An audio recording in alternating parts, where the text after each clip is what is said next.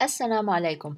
A new story for us to learn Turkish in an easy way and in a detailed way by explaining the story word by word and also as a sentence, including meaning of the words, grammar part, and other things. At the end of the video, you'll see this story translated to English, but pay attention to the explanation because sometimes I write a sentence in English, but while explaining, you understand it more than while reading the translation. The last slide will be about some words that you will test yourself. So pay attention to the explanation because the last slide will be about you trying to remember some words that passed in the story. If you want the PDF of this story and other stories in my channel and new PDF files when I upload new stories, you can click in the description box below. Now let's start. Our story today is about Nasreddin ve çocukları. Nasreddin, we know by now who is Nasreddin and his kids, çocukları. Fıkrası, it's like a joke because all the stories of Nasreddin are kind of a joke, but also they are funny, but also they teach us a lesson. Beginning of the story. Günlerden bir gün Nasreddin Hoca'nın iki çocuğu varmış. Meaning of the whole sentence. One day Nasreddin had two children. As we mentioned it before in the other stories, günlerden bir gün we translate it as one day, not literal translation. Nasreddin Hoca had two kids. Now varmış, again we explained why do we use this mış, the reported past tense, because we're talking about a story, something that happened in the past. This is one use. And the second use is when you report an event to someone, something, an accident, anything that happened, you report it to someone who did not see that accident or that thing. We use the mış. It's widely used while speaking. Büyük oğlu civar köylerin birinde çömlekçilik yapıyormuş, meaning his eldest son was a pottery maker in one of the surrounding villages. So, büyük oğlu, his eldest son. Civar means surrounding, around. It's an Arabic word. Köylerin, the surrounding villages.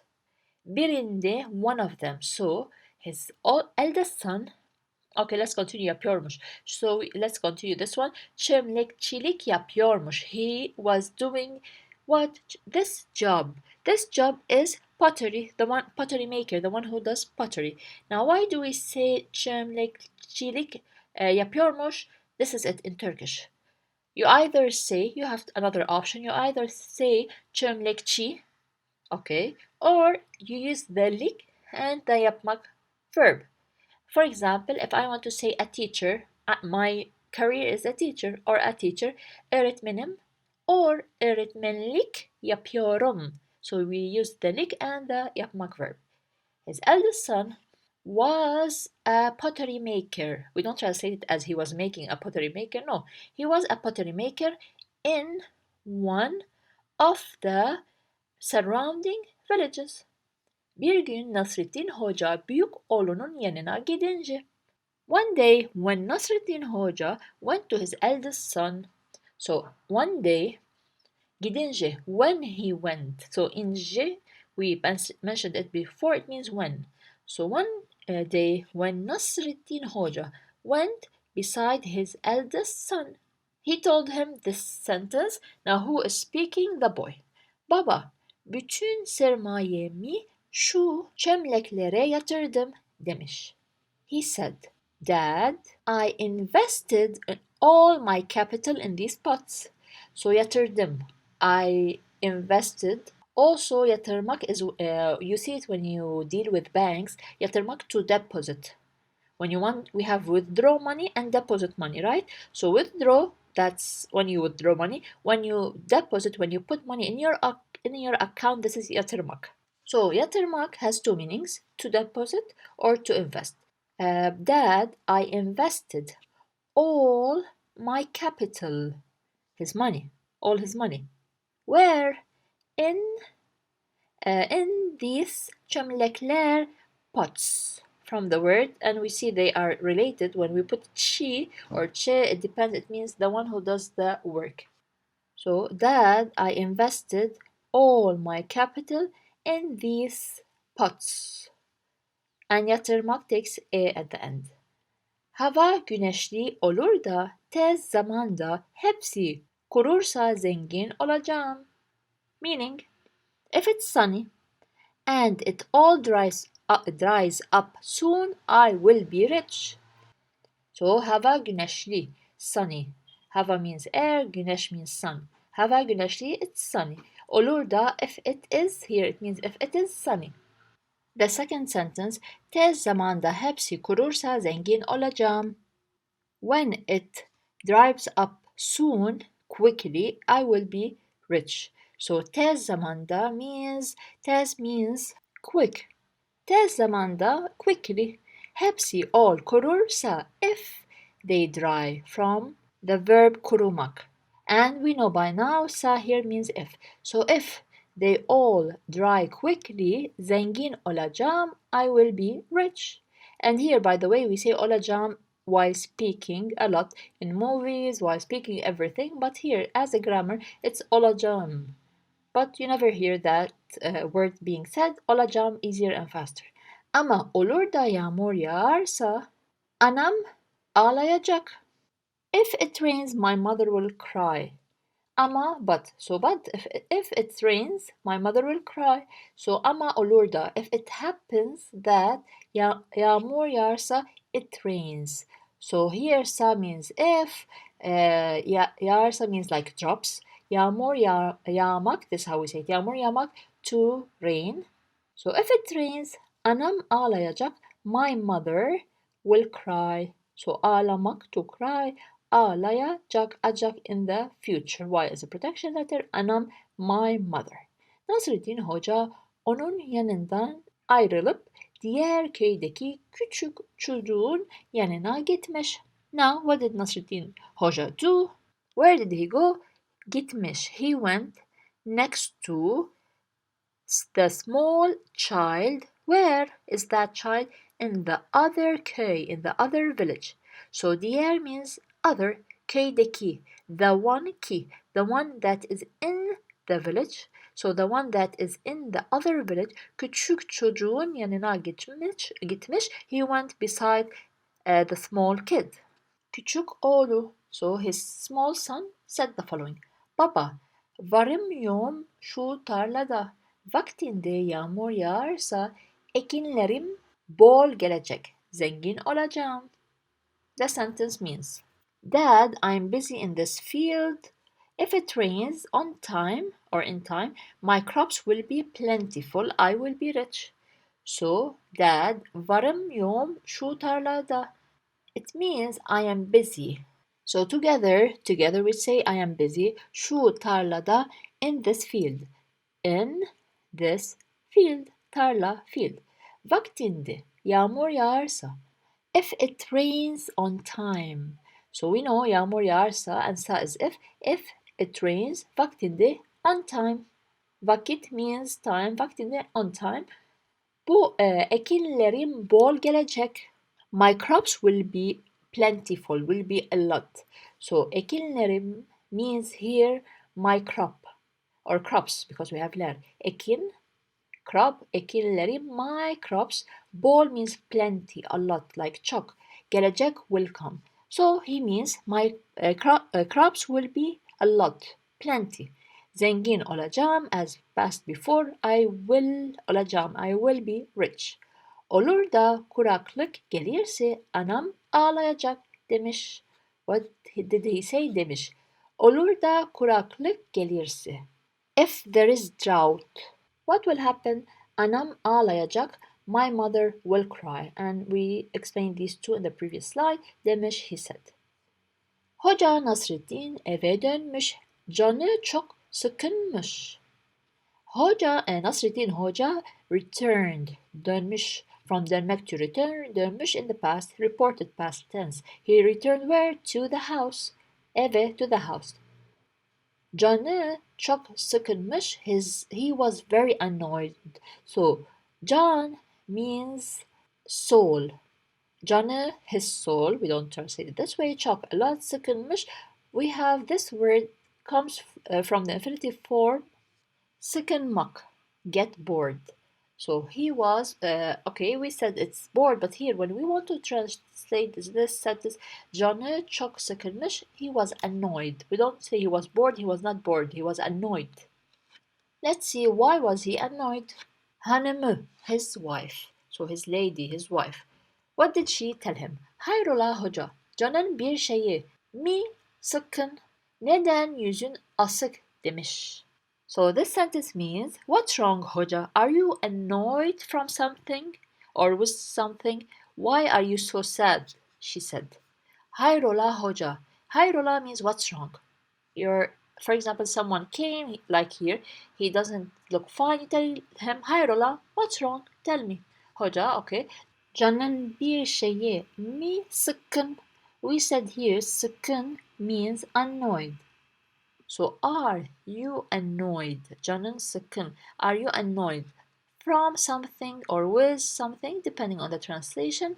Now here I will explain something. Let me continue. Neden yüzün asık? Now why are you so sad? These two words, we don't translate them alone. When we take both words together, it means you're so sad. So why are you sad? Demiş, she said. Let me explain something over here.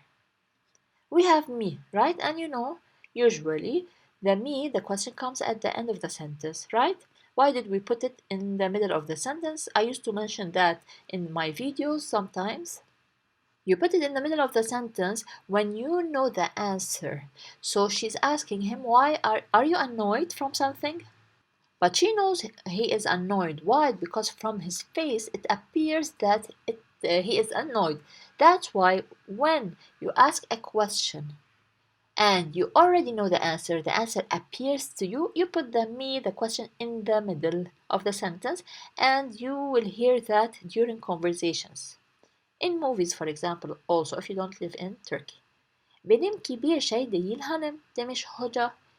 What did the hoca say? He said, there is nothing wrong with me. Hanım, lady, wife, you can translate it as you want.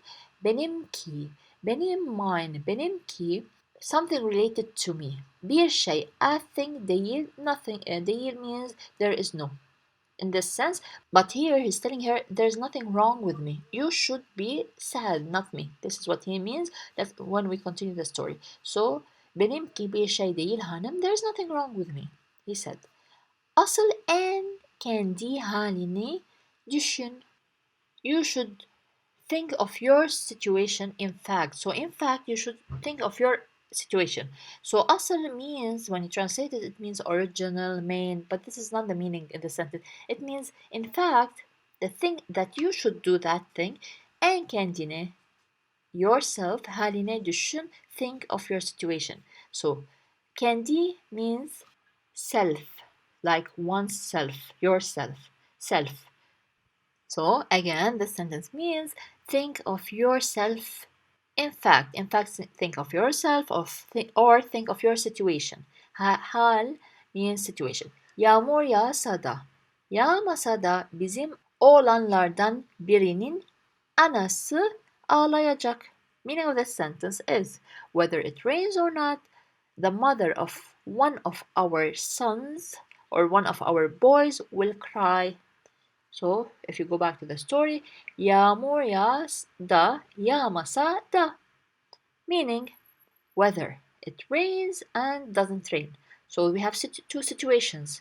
Either it will rain or yağmasa, which is the negative, won't rain. So whether it rains or not, bizim oğlanlardan birinin, one, like biri, one of our sons, bizim, our, so one of our sons, anası ağlayacak, will make or will cry. Yes, the mother, so the mother of one of our sons will cry. It means you will cry. Now, fıkradaki öğüt, the advice in this story, in this funny story. Tedbirin önemi anlatılmak istenmiştir. Meaning of the sentence, the importance of precaution was tried to be explained. So tedbir means precaution. Önemi, importance. The importance of precaution anlatılmak istenmiştir. One was tried to be explained. So here anlatmak, to explain. When we put the ıl, it means that we don't know who is the one who is explaining. It's not known. This ıl over here, and we have this n, also has the same meaning. These are grammars. So anlatılmak istenmiştir was tried to be explained. By who, we don't know. Of course, because this is the advice. We don't here speak about the two boys, no. In general, we are talking in general about the advice from the story. So the importance of precaution was tried to be explained. Tedbir olmadan işlerimizi tesadüflere bırakmamalıyız. Meaning of the sentence, we should not leave things to chance without precaution. So, tedbir olmadan, without precaution, olmadan, without precaution, işlerimizi, our work, tesadüflere, from the word tesadüf, which means chance, bırakmamalıyız, we should not leave. Again, we should not leave our business, our work, with for chance or to chance without taking precaution. Again, we should not leave things or our business to chance without precaution. Başarının sırrı her ne kadar çalışmakta da olsa, bir diğer sırrı ise işimizi yaparken tedbirli olmalıyız. Meaning of the last sentence is, although the secret of success is in working, another secret is that we should be cautious while doing our job. Başarının sırrı her ne kadar çalışmakta da olsa, although here it means like although the secret of success is in working, is how much, ne kadar, is how much we work. This is the meaning. But although the secret of success is in working, bir diğer sırrı, the other secret ise means as for the other secret, işimizi yaparken, when or while we do our work, tedbirli olmalıyız, we should be cautious. So, again, although the secret of success is in working, as for the other secret, we can say it also as another secret, is that we should be cautious while doing our work. So this was the story. In the next slide, or let me first read the story without any translation, and then I will show you the English translation and then the words that you should try to remember and they passed in the story. Günlerden bir gün Nasreddin Hoca'nın iki çocuğu varmış. Büyük oğlu civar köylerin birinde çömlekçilik yapıyormuş. Bir gün Nasreddin Hoca büyük oğlunun yanına gidince, "Baba, bütün sermayemi şu çömleklere yatırdım," demiş. "Hava güneşli olur da tez zamanda hepsi kurursa zengin olacağım.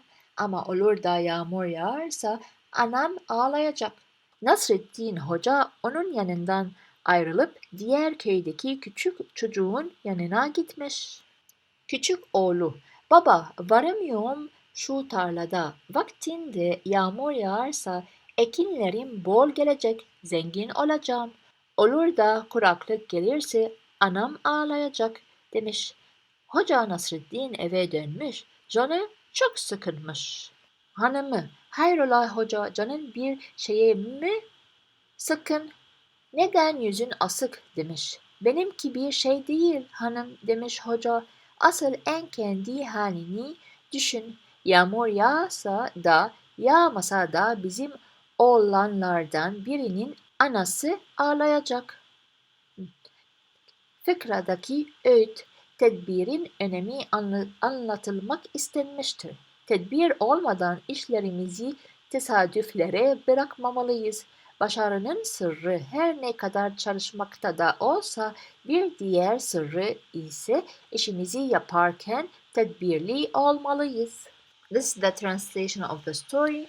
Of course, as I said, to go back always to the explanation because the translation it might be a little different from while reading the translation.